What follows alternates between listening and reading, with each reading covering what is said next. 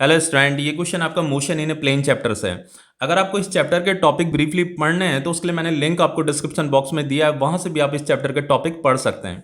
चलिए क्वेश्चन क्या कह रहा है। Read each statement below carefully and state with reason and examples if it is true और फॉल्स। देखिए यहाँ पे कुछ स्टेटमेंट दे रखी है, मुझे इन्हें ट्रू और फॉल्स में इनका जवाब देना है, विद रीजंस देना है। ठीक है, अब देखो पहला क्या लिखा है, scalar quantity is one that is conserved in a process. देखो ये आपका फॉल्स है, मुझे ट्रू और फॉल्स में आंसर बताना है, तो यहाँ पे मैंने पहले ही फॉल्स लिख दिया है।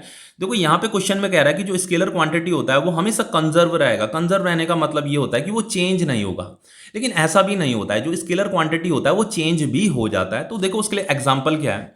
देखो सपोज करके मैंने यहाँ पे ये वॉल बना रखी है, अब मैंने क्या किया, किसी बॉल को यहाँ पे थ्रो किया। तो देखो जब मैंने इसे थ्रो किया तो बॉल क्या कर रही है, मोशन कर रही है, यानी कि इस बॉल के पास कुछ एनर्जी है। वो कौन सी एनर्जी होगी, अगर ये मोशन कर रही है तो इसके पास कुछ काइनेटिक एनर्जी होगी। तो देखो जब ये बॉल इस वॉल में जाकर के टकराएगा तो कुछ साउंड प्रोड्यूस करता है। ठीक है, इसका मतलब यह है कि इस बॉल के पास जो एनर्जी थी, कुछ एनर्जी साउंड एनर्जी में कन्वर्ट हो गई। तो देखो अब जब बॉल टकरा करके इधर वापस जाएगा तो अब उसके पास कम एनर्जी बचेगी, क्योंकि उसकी कुछ एनर्जी जो है साउंड एनर्जी में भी कन्वर्ट हुई है। तो इस मोशन में क्या हुआ कि उसकी जो एनर्जी थी वो कंजर्व नहीं रही, वो चेंज हो गई। ठीक है, लेकिन यहां पे क्या लिखा है, scalar quantity is one that is conserved in a process, की स्केलर क्वांटिटी क्या रहती है, कंजर्व रहती है। तो ये आपका गलत लिखा है, इसीलिए मैंने यहां पे फॉल्स लिखा है। ठीक है, तो देखो यहाँ पे जो एनर्जी होती है, एनर्जी आपकी जरूरी नहीं है कि हमेशा कंजर्व रहे, वो आपकी चेंज भी हो जाती है। तो आपको आंसर में क्या लिखना है, फॉल्स लिखना है। Because energy which is a scalar quantity, energy आपकी स्केलर क्वांटिटी होती है, is not conserve during in elastic collision. जब इलास्टिक कोलिजन होगा तो उस दौरान वो एनर्जी कंजर्व नहीं रहती है। ठीक है, अब देखो नेक्स्ट क्या है, यहां पे कह रहा है scalar quantity is one that can never take negative sign. तो ये भी आपका फॉल्स है। देखो यहां पे कह रहा है कि जो स्केलर क्वांटिटी होता है वो कभी भी नेगेटिव नहीं हो सकता। मतलब हम ये कह रहा है, इस ये लाइन ये कह रही है कि वो हमेशा पॉजिटिव होगा, वो नेगेटिव नहीं हो सकता। तो ये भी आपका फॉल्स है। देखो जो आपका टेम्परेचर होता है ना, टेम्परेचर आपका एक स्केलर क्वांटिटी होता है। ठीक है, अब देखो टेम्परेचर आपका scalar quantity, temperature which is a scalar quantity can be negative. आप लोगों को पता ही होगा कि कितने ही बार जो हमारा टेम्परेचर होता है वो माइनस में भी चला जाता है। ठीक है, तो टेम्परेचर माइनस में भी होता है, यानी कि वो नेगेटिव भी होता है। तो यहां पे लिखा था कि can never take negative value, तो ये आपका फॉल्स है। अब देखो नेक्स्ट क्या है, scalar quantity is one that must be dimensionless. देखो वो कह रहा है कि जो स्केलर क्वांटिटी होता है वो मस्ट बी डायमेंशनलेस, वो डायमेंशनलेस होना चाहिए। तो ये भी आपका फॉल्स है। देखो अगर मैं स्केलर क्वांटिटी का एग्जांपल लूं, जैसे आपका स्केलर क्वांटिटी एक हो गया आपका डिस्टेंस।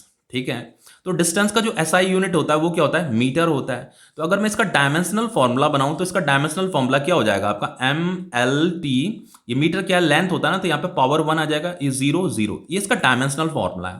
तो देखो ये जो डिस्टेंस है, डिस्टेंस क्या होता है आपका, स्केलर क्वांटिटी होता है। तो इसके पास क्या होती है, एसआई यूनिट होती है। तो जिसकी एसआई यूनिट होगी उसके पास डायमेंशनल फॉर्मूला भी होगा। तो ये आपका डायमेंशन लेस तो नहीं है ना। तो जो स्केलर क्वांटिटी होती हैं उनके पास एसआई यूनिट होता है, एसआई यूनिट होगा तो उनका डायमेंशन भी होगा। तो ये जो मस्ट बी डायमेंशन लेस लिखा है ये आपका फॉल्स है। ठीक है, तो यहां पे आना चाहिए इज नॉट डायमेंशन लेस। देखो यहां पे मैंने जैसे लिखा हुआ है, सी का आंसर है false, because scalar quantity like जैसे डिस्टेंस हो गया या टाइम हो गया आर नॉट डायमेंशन लेस। ये डायमेंशन लेस नहीं होती है, क्योंकि टाइम का भी आपका एसआई यूनिट होता है, सेकंड होता है ना। तो अगर इसका एसआई यूनिट है तो इसका डायमेंशन भी होगा। ये आपकी डायमेंशन लेस नहीं होती है, इनके पास डायमेंशन होता है। अब देखो डी क्या कह रहा है, डी लिखा है scalar quantity is one that does not very from one point to another in space.